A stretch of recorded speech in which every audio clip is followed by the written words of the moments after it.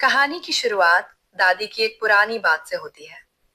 वो कहती थी कि आईने के उस पार एक दूसरी दुनिया होती है, जहां अतृप्त आत्माएं रहती हैं। रात के वक्त आईने के सामने कभी नहीं सोना चाहिए, क्योंकि अगर उस पार की किसी रूह ने तुम्हें देख लिया, तो वो तुम्हें अपने वास्ते में कर लेगी। नीति एक प्रेग्नेंट लेडी है, जो अपने पति शुभम के साथ नए घर में शिफ्ट हुई है।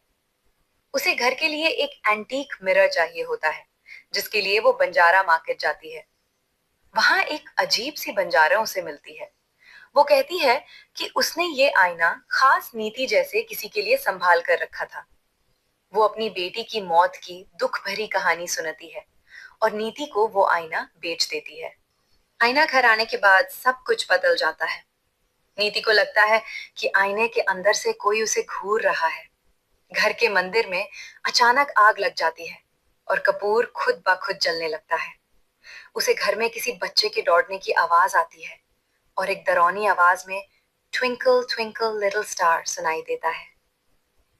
एक रात जब शुभम घर से बाहर होता है, नीति अकेली रह जाती है। रात के 12 बजते ही दहशत शुरू होती है। आईने में एक भांकर बच्चा दिखता है, जो अपनी गर्दन खुद तोड़ देता है और अपना काटा हुआ सर हाथ में लेकर मुस्कुराता है।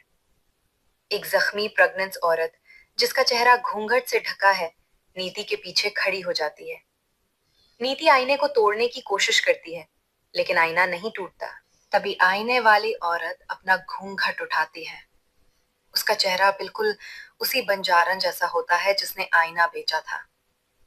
वो रूह सच बताती है। कुछ साल पहले मानिक नगर में नीति ने नाशे में गाड़ी चलाते हुए एक औरत और उसके 5 साल के बच्चे को कुचल दिया था और वहां से भाग गई थी। वो बंजारन असल में उस मारी हुई औरत की माँ थी। उसने काला जादू करके अपनी बेटी और नानी की आत्मा को उस आईने में कैद किया था, ताकि वो नीति से अपना बदला ले सके। आत्माएं चीखती हैं कि आज नीति और उसके बच्चे को भी उनके साथ चलना होगा। उनकी चीख इतनी तेज होती है कि कमरे के किंच टूट जाते हैं और नीति के कानों से खून निकलने लगता है। अंत में आईना चकनाचूर हो जाता है और सब कुछ शांत हो जाता है, पर नीति का अंजाम बुरा होता है। अगली सुबह शुभम घर पहुंचता है तो कमरा खाली मिलता है।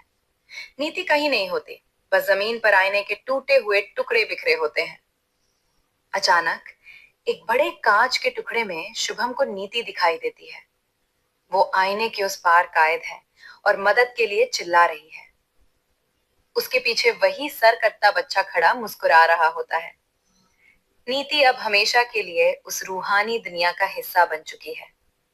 बदला पूरा हुआ।